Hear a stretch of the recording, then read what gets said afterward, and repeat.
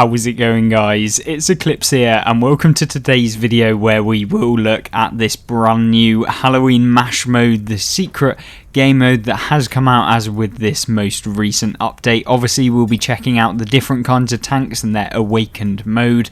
We'll be trying out a few of them, showing you off the ones that I actually own within the garage, being the Lycan, the Holland, and the Creature, and of course, see exactly what this game mode really offers you if you're playing World of Tanks console right now. Well, first things first, I can definitely tell you that you can earn 3 times Commander XP right now within this game mode. So if you are interested in playing and getting your commanders leveled up to 9 skill crews, then this is one of the most perfect opportunities for you to do so. Obviously, with the most recent season challenges that you can have within the game and the more challenges section, you can basically earn a Monster Hunter tank within the next 6 days, as long as you get up to the required levels of experience over that kind of time. You'll be able to pick up one of these tanks. Obviously, it depends on which one you pick as to which one you can actually use within the Monster Mash game mode and the different abilities, which we will go through in just a second.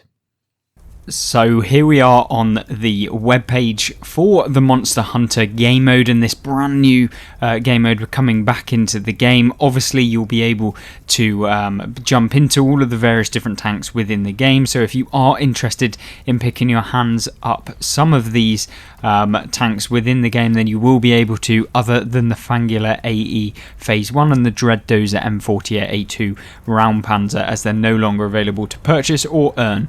So what are the different tanks? What are their special abilities? Let's go through them, and of course you can make up your own mind as to whether you want to purchase any of them. The first one being the Spectre. So this is a tank that everyone gets within the game, I believe. Every year, come Halloween, the Spectre rises to haunt. It's essentially a T-34 AT5, so if you've ever played any of those, this one will basically be the traditional tank that you'll get within the game mode. Everyone can play it, and so this is the tank that the majority of you will probably be playing in, unless you've got one of the others. Now, if you were lucky enough to actually participate in the Monster Hunters operations throughout the entirety of the years that they've been released, then of course you're most likely to have the Lycan T-71 already. This tank's special ability comes into effect when you basically finish loading its ammo and it enters the Lycan mode. It receives enormous boost to its speed, handling, rate of fire and accuracy. So essentially it's faster, it can deal more damage, and it is more accurate. So it basically just gives the whole tank a massive boost, and that works every single time. The Lycan T-71 returns to its normal state and loses its boost once its ammo clip is empty, so stay aware and be wary is what Wargaming say. So once you've fully unloaded your clip, which takes roughly 8 seconds or something like that to be able to deal your damage, then yeah, you'll essentially run out of the ability and have to wait for the next set. Now, following on, you get the Revenant's Crath Panther, and that is a tank that really is one of the more stealthy options within the game. This one, a special ability is the ability to actually, when not moving, act to be a destroyed tank that doesn't reveal its position when spotted. So when you are spotted within the game, it's essentially like True Vision game mode on Cold War. So you will no longer be able to actually spot the tank, even if it is actually spotted. It blends in with the numerous tank corpses that are littered around the decayed battlefield, so you won't be able to detect this one over any other tank within the game when it's destroyed, and so this one is kind of a stealthy option and one which you can definitely be a sneaky person and terrorise the battlefield in. Obviously, let me know if you own the Revenant's Craft Panther, as I don't currently, whether or not it's actually good within the game. Goronich KV5, what is the special ability? Well, it is the ability to have this breathing fiery destruction. Not only can it ignite nearby tanks with fire breaths, it can spit powerful fireballs that do HE damage, so you'll be able to blast people with HE rounds, and it will essentially just take damage off of their tank if they're nearby or close to you. Obviously, it's got buffs within the recent years. Whether or not that affects the new game mode, the Monster Mash game mode, which we will show gameplay in not long, and just realistically, I think that this tank will actually be quite a fun one. Obviously, this whole game mode is going to be a really fun one for you guys to try out and give a go. go. I think Wargaming's really pushing out some good content recently, and this is definitely one of those that is going to be super fun, and we're going to get stuck into that in just a bit.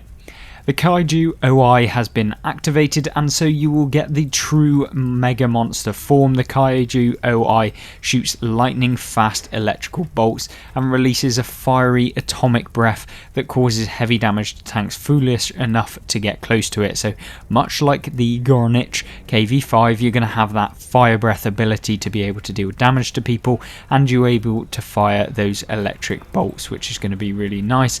And in addition to its ability to repair its modules at supersonic speeds, so you'll basically be able to increase the repair speed of everything, and it has an immunity to fire damage, so no longer would you be able to take damage for fire if you decided to pick this tank out of them all.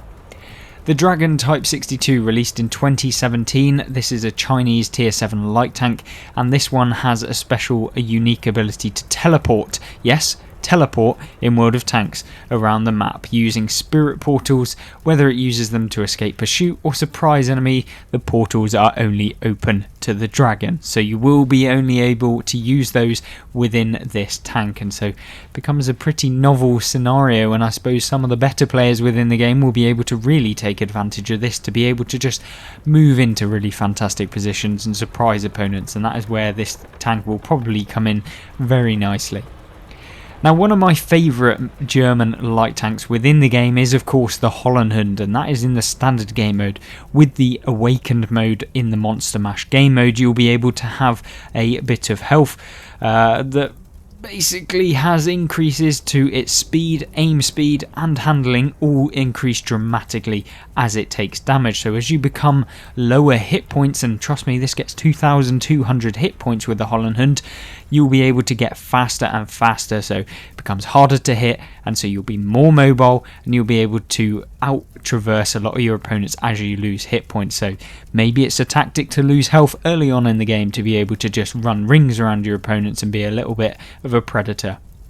As far as other tanks released in 2018, we have the Bog Horror, which has a few unique abilities. The first one being the ensnaring shell ammo, which traps the enemies in vines, immobilizing their tracks for 3 seconds, so they won't be able to move if you hit them with this shell. Additionally, the Bog Horror's height advantage not only strikes fear into the heart of enemies, it allows it to shoot over obstacles and take advantage of positions on the battlefield that other vehicles can't take. Now, furthermore, the Wraith Panzer 58, which came out in 2018 too, has some also unique abilities. Like all of them, this one has the Life Leech ability, and every bit of damage it does to an enemy allows it to leech life from that very tank and heal itself for that same amount. So, if you do 200 damage to the opponent, you will get 200 damage back to you. In other words, the ratio damage to health gained is 1:1. So if you take 1,000 hit points of damage off someone else, you're going to be getting 1,000 hit points. Could make this tank a very useful one for your team, and certainly one that can be a trader of its hit points to be able to take the hits and get that hits back from the opponents that you're going to be facing. Now, 2019 brings in a few new tanks as well, so Inferno Chimera, which has the awakened powers whereby actually it can respawn for a total of 3 lives. Each life has its own ability, and the lives are as follows. The first one being quick repairs and intense ramming power, so you'll be able to really strike fear into the heart of your opponents by ramming damage. And the second one comes with dramatic gains in engine power, turret rotation and camouflage, which means that you're going to be a very quick but basically no increase to the amount of damage that you're going to be dealing. You're going to be more of a spotting fast tank. Then in the third life, if you manage to get taken out twice, the third one you will come back with fearsome piercing ability, meaning that you can go through pretty much any tank in the game and have relentless reload times with the high alpha damage of the tank. Then moving on, we have the Bellerophon, released in the same year. This one has the same mechanics by where you can respawn 3 times, or it has 3 types of ammo even. The first one being Impaler rounds, which have the hit the enemies and shatters to do damage. So you fire in it a spear that hits enemies and it will do damage that way. Then you have the force push, which is a spear that hits enemies, sticks into them and pushes them away from you. So say if you've got someone coming in with the ramming damage of the Chimera, you can push them away before they reach you, and so you don't take that ramming damage. Next one is the skewer pull, a spear that hits enemies, sticks to them and pulls them towards you. So essentially, stick this tank with a spool liner, whack on all of the commander perks that mean that you can do more ramming damage, and maybe, just maybe, if you fire that spear and pull someone towards you as you're ramming them, maybe that'll deal a fantastic amount of damage. I don't know, you'll have to test it out. Then in 2020 came the Fangula AE Phase 1. This is like a spider, and as such it basically gets the a few different things, which has two types of ammo, the Crimson Fangs AP and the Boiling Bursters HE. So the AP rounds will do a lot more penetration damage and the Boiling Bursters will do more high impact damage essentially, so you deal more damage with this round. But the key thing about the Fangula is it can jump. Yes, a tank can jump. It basically has the ability to, when you press the handbrake, jump in the air and come crashing down on your opponent, so acting like a spider. Don't know how I feel about that. Obviously I don't own the tank myself, but if you did manage to get it yourself, you will have the ability to do this in the game, and it's going to be an interesting one to see. If you've got any clips of some awesome moments from any of these Monster Mash game mode, then let me know and try and send that to me on Xbox, or if you are on PS4, check out the business inquiries email on my channel on the about section, and you'll be able to send in your replays there, and I can try and maybe do a video commenting on some of your replays all joined into one video as like a compilation, just to show off some of the community's fun things that they've managed to do.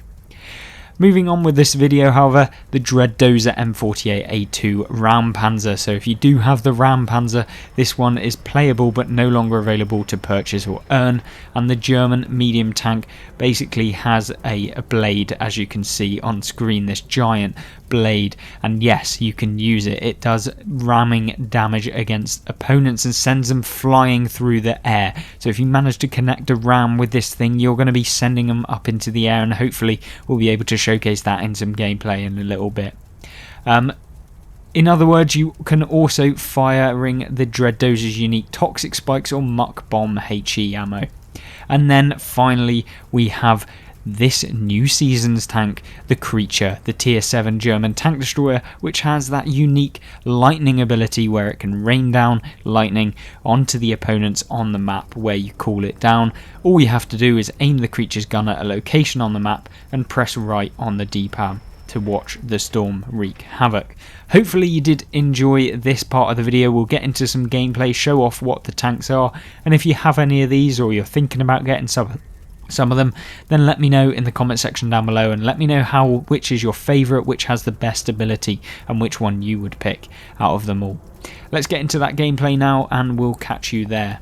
Right, so let's jump into some live gameplay, see how the game mode is actually faring up within this mode. We're going to pop in some equipment into our tank, and we're going to slot in a couple of the premium consumables to make sure that we're dealing the maximum amount of damage and not having to worry about maybe not doing so much. Let's have a look at what the tank can do. Well, of course you get a little damage within the Holland, as well as low amounts of penetration, so that's where this becomes I guess a little bit more confusing. The shells do not cost you any money, so you will not have to pay anything to play this game mode, which is a bonus, and so you don't have to worry too much. As far as equipment, unfortunately it does actually cost you money, and so you will have to pay to kind of win within this game mode if you want to be dealing even more damage. Let's put on the traction system and see just how fast we can go in this tank, and if we can potentially come in with some wins. Let's have a look at the commander that we can assign. Obviously you can only assign the commander that is relative to the nation. It will cost you if you want to put in any other tank within this game mode. Let's pop in our Ram Panzers and perks, and let's jump into the game now and we'll catch you there. One thing I forgot to mention before starting this video is, of course, it will be on Dead City, which is the game mode otherwise known as kind of Himmelsdorf. It's like a Himmelsdorf game mode. You do have quite a few different things that you have to think about when you're playing on this game mode, and so you kind of have to think about that yourself. Which way do you want to be going? It is essentially the same map, so think about that when you're playing. Let me know which ways you believe are the best. Should you stick together with a team? Should you go off on a solo crusade? Let me know, because that's always something that I think many of you will probably be wondering. As far as me within this game mode, of course we want to make sure that we're just being a little bit of a nuisance to all of the enemy tanks within the game. Obviously we only have the bonuses when we lose a little bit of damage, and so we do really need to dish out that damage pretty early on, get some damage and focus on what we can do to the opponents within this game.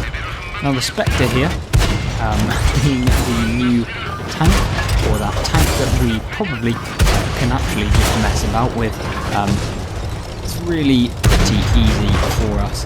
Obviously we've taken a little bit of damage, meaning that we're going to be faster, and so you can see already the sparks are flying, or the flames are flying off of our tank, and so yeah, the turning speed of the tank has got better already, and now it is time to just go in. Let's just try and see what this tank can do. Obviously I can't claim that it will be amazing or fantastic, but we can certainly try. We'll put in as many rounds as possible into this guy. Obviously, the Inferno's just come out of nowhere and wipe that guy out. That's always good. Let's try and spot the opponents if possible. We're going to get into position here. Obviously there may be Revenant Craft Panthers on the enemy team, which there does appear to be, and so it's going to be difficult to spot those, so we've got to be a little bit careful. We are going to move up, however, now. We did get spotted, which makes me think that the Revenant Craft Panther over here could potentially be a player. No, he is not, and so we're going to move now. We're going to try and advance. I believe that maybe this guy, we have to be careful, because the Revenant Craft Panther, which does appear to be there, is actually a player. This is one thing that you just don't realise when you're playing the game mode, that some of these tanks can actually be real tanks. Yeah, the Craft Panther seems to be pretty good within the game, because of course it does get that increase to the speed of the tank, and so I don't know how good this can be, but essentially we're just pumping rounds because we've got the speed over him. Don't know how it's going to go. Oh, we're lagging.